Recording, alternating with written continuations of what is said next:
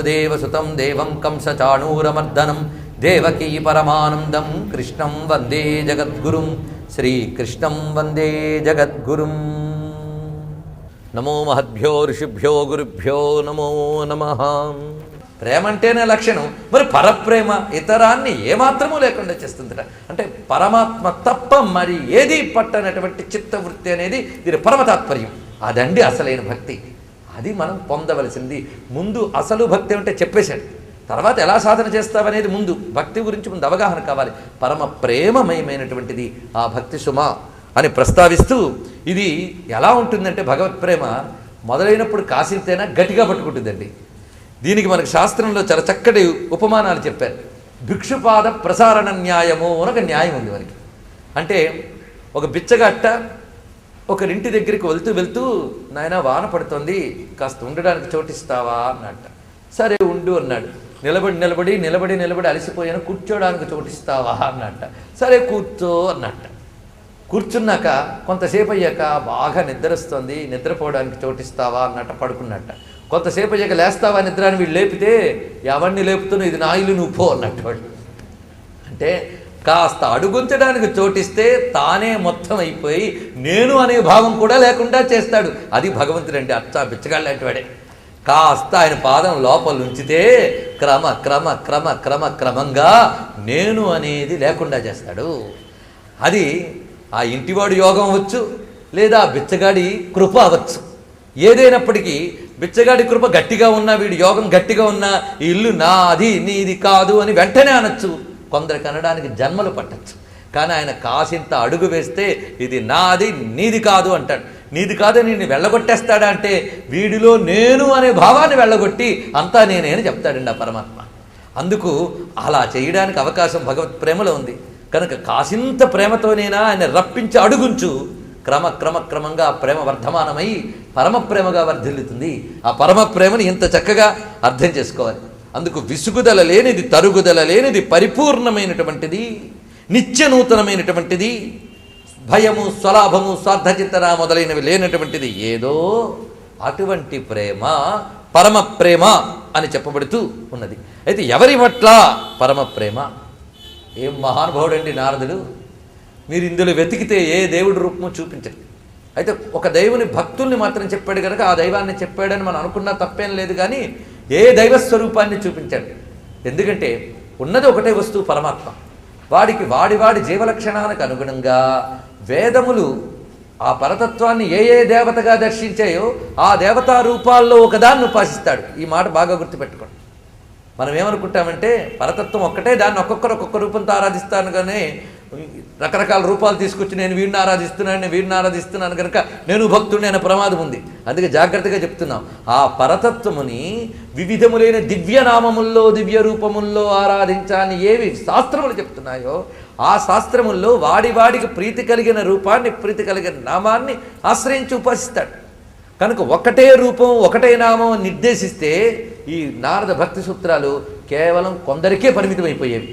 కానీ ఈయన ఎంత గొప్పవాడంటే పరమ ప్రేమ ఉండాలన్నాడు. దేని యందు? అస్మిన్. ఇది గొప్ప విషయం అండి. సాతు అస్మిన్ పరమ ప్రేమ రూప. అస్మిన్ అనే మాట చాలా గట్టిగా వేశాడు ఆయన. అస్మిన్ అనే మాట దేన్ని అంటామంటే దీని యందు అని. ఎదురుగా ఏదైతే కనిపిస్తుందో దాన్ని అస్మిన్ అని అంటాం. దీని యందు. దేని యందు? దీని యందు అంటే సర్వవ్యాపకమైన పరమాత్మయందు అని అర్థం అనమాట. అస్మిన్ శబ్దం అంత చక్కగా చెప్పాడు.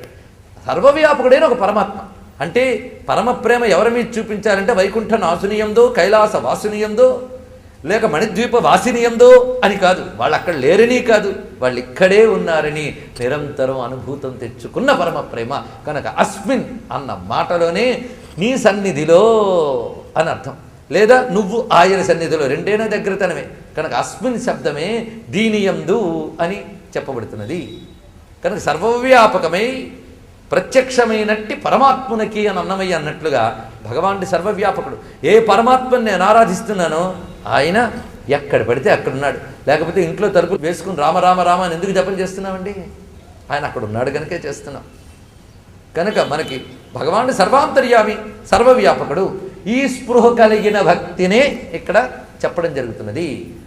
ఈ విషయాన్ని మనకి భాగవతంలో సుదాముడు భగవాను కోరుకుంటూ చక్కగా అడుగుతాడు.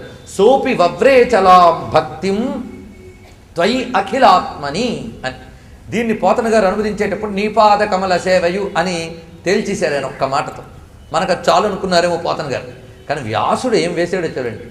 సహ అపి కృష్ణుడు అడిగేట సుధాముణ్ణి, నీకేం వరం కావాలో కోరుకో అని. త్వయి భక్తిని దేహి, నీ యందు భక్తిని దేహి అని అడిగాడు. అలా అంటే సరిపోతుందా? అలా అంటే వాడు వాసుదేవ సర్వమితికి ఎదగలేడండి వాడు. ఆయన ఏమని అడిగాడంటే సోపి వవ్రే అచలాం భక్తిం త్వయి అఖిలాత్మని. అది అక్కడ గొప్ప మాట. సర్వాత్మకుడివైన అంటే సర్వవ్యాపకుడివైన సర్వాంతర్యామివైన నీ యందు నాకు భక్తి కావాలి. అది ఎలాంటి భక్తి? ఇవాళుండి రేపు పోయేది కదా. అచలాం భక్తిం, సోపి వవ్రే అచలాం భక్తి. అది వవ్రే అంటే వరించాడు, అది కావాలని అడిగేట కృష్ణుడు. అంటే అచలమైన భక్తి ఎవరి యందు? సర్వాత్మకుడైన హరి యందు. అంటే హరి సర్వవ్యాపకుడు సర్వాత్మకుడు అనే స్పృహ కలిగి ఆయన యందు ప్రేమ కలిగి ఉండుట. సర్వాత్మకుడు సర్వవ్యాపకుడు అయితే ఏంటంట అన్నవాడికి అక్కర్లేదు. అయితే ఏంటంట కాదు, అలాంటి ఆయన యందు ప్రేమ కలిగి ఉండుట. ప్రేమ అనగానే ఇందాక చెప్పిన నిర్వచనాలన్నీ తెలుసుకోండి. కనుక ఆ భగవాన్ యందు సర్వవ్యాపకుడైన భగవానుడు కనుక అస్మిన్ శబ్దం అంత గొప్పగా చెప్పాడు. ఈ అస్మిన్ శబ్దం ద్వారా ఆ సర్వవ్యాపక బ్రహ్మమును శివుడు అనుకుంటే అస్మిన్, ఆ శివుడిని ఇక్కడే ధ్యానించుకో. ఆయన విష్ణువు అనుకుంటే అది అస్మినే, ఆయన కృష్ణుడు అంటే అది అస్మినే, అమ్మ అంటే అది అస్మినే. కనుక అస్మిన్ అనే మాట వల్ల దీనికి ఒక విస్తృతి ఏర్పడిపోయింది భక్తి శాస్త్రానికి. ఇది ఏ సంప్రదాయానికైనా ఏ ఉపాసనా విధానానికైనా సరిపోయే విధంగా ఈ అస్మిన్ అనే శబ్దాన్ని అంత అందంగా ప్రయోగించాడు ఈ మహానుభావుడు. అయితే ఇప్పుడు రెండో మాటలోకి మనం వెళితే సా కస్మై ప్రేమ రూప. ఈ మాటలోకి వద్దాం. కస్మై ప్రేమ రూప. ప్రేమ విషయంలో అనేక విషయాలు చెప్పుకున్నప్పుడు భగవంతుని పట్ల అస్మిన్ అనే మాటలోని కొన్ని అందాలు ఇచ్చాడు ఆయన. అదేమిటంటే అస్మిన్ అనే విషయం ఒక ఉదాత్తమైన విషయం. సర్వవ్యాపకమైన పరమాత్మ అనగానే ఆయన యందు ప్రేమ మామూలు చిత్త ఉద్రేకం కాదండి, చిత్తోద్రేకం కాదు. అలా కనిపించవచ్చు కానీ సాత్విక లక్షణం బాగా ఉన్నవారిలోనే భగవంతుని పట్ల ప్రేమ అనేది కలుగుతుంది. ఆ సాత్వికం ఇంకా శుద్ధం శుద్ధం శుద్ధం అవుతూ ఉండగా అది ఇంకా పరమ ప్రేమగా మారుతున్నది. కనుక సాత్వికమైన దాని వల్ల కలిగే ఉద్రేకాన్ని మామూలు క్షుద్రమైన ఉద్రేకం కింద అనడానికి లేదు. ఆ ప్రేమ ఒక దివ్యమైనటువంటి సాత్విక స్థితిని కూడా దాటించగలిగేటువంటి శుద్ధమైన భూమికి కలిగినటువంటిది. పైగా అందరూ ఛాందసాలు. ఇప్పుడు అస్మిన్కి మరొక అర్థం చెప్పుకుంటే ఛాందసాలు ఉండవు. కనుక మనం చేసే ఉపాసనలు విశ్వాసాలు ప్రేమగా మారనంత వరకు కూడా మారడమే ప్రపంచానికి. సర్వవ్యాపకమైన పరమాత్మ యందు అనేటువంటి భావన కలిగిన మతమే తాను బ్రతుకుతుంది, ఇంకోటిని బతకనిస్తుంది. అందుకే అస్మిన్ శబ్దం ద్వారా ఇంత విషయాన్ని చక్కగా చూపించారు. అయితే కస్మై అనే మాట ఉన్నది. సా కస్మై ప్రేమ రూప అని కొన్ని పుస్తకాల్లో నారద భక్తి సూత్రాల్లో చెప్పారు. ఇది ఎంతవరకు గ్రాహ్యం అంటే ఇది గ్రాహ్యమే.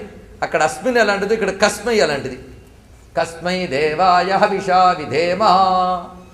కస్మై దేవాయ హవిషా విధేమా.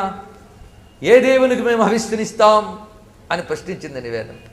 ఏ దేవుడు అని ఎందుకండి ప్రశ్నించే? తెలియలేదా? వేదాలకే తెలియదు. ఇప్పుడు మనకేం తెలుస్తుంది? ఏ దేవునికి తెలియజేస్తాం అంటే ఆయన్ని ఇది అని మనం నిర్దేశించలేము. ఎప్పుడూ కూడా ఆయన గురించి ఎంత చెప్పినా ఇంతగా ఆయన ఎవడండి అనే ప్రశ్నే ఉంటుంది. ఎందుకంటే మనసుకి మాటకి అందని వాడు కనుక ఆయన ఎప్పుడూ కస్మై. అందుకే ఏకో నైక సభ కక్యం యత్తత్పదమనుత్తమం అని విష్ణు శాస్త్రంలో మనకుంది. ఏకో నైక సవహ కహ అనే మాట ఆయనది. కహ అంటే ఎవడు. ఎవడు అనేది విష్ణువు యొక్క నామంటండి. ఎవడన్న పేరు ఎవడైనా పెట్టుకుంటాడండి పిచ్చిగానే. ఆయనకు ఉంది అది ఎవడు అనే పేరు. అంటే అర్థం ఏమిటి? భౌతిక సమాధానాలు చాలా దొరుకుతాయి. ఒక్క ఈయన గురించే ఎవడు ఎవడు ఎవడు ఎవడును ఆలోచించగా ఆలోచించగా భౌతికములన్నీ దాటిపోయాక ఎవడు మిగులుతాడో వాడు విష్ణువు. అందుకు ఎవడు మాటకు అంత గొప్పగా చెప్పారు. మీకు చీకట్లో ఎవడో కనిపించాడు, ఎవడతడు అన్నారు. లైట్ వేగనో నువ్వా తేలిపోయింది, నీ వెలుగు చెప్పేసింది ఎవడో. అలాగే ఎవడో పిలిచాడు నిన్ను, ఎవడు అన్నావు, నేనేనండి నా పేరు ఫలానా అన్నాడు. శబ్దం ద్వారా వాడెవడో నీకు తెలిసిపోయింది. కనుక భగవంతుని ఇంద్రియం ద్వారా ఎవడు ఏది అనే శబ్దములన్నిటికీ నువ్వు తెలుసుకోగలుగుతున్నావు లోకంలో.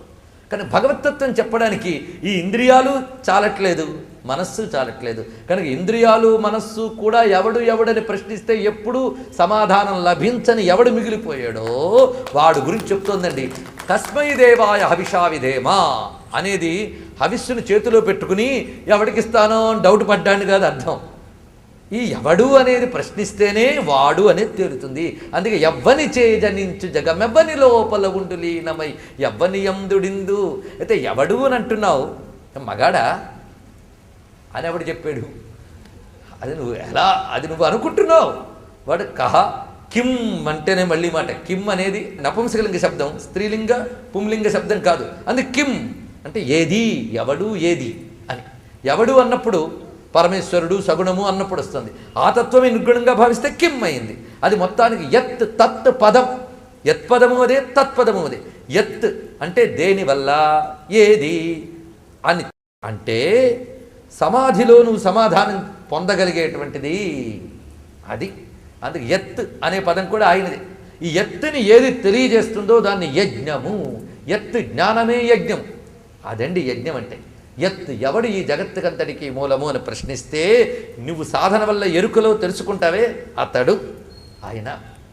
కనుక యత్ అనే శబ్దం. అలాగే తత్, యత్ అని చెప్పేసావు, ఏది అని ప్రశ్నించావు, సమాధానం తత్. బాగుందండి. ఏది అంటే సమాధానం అదిత.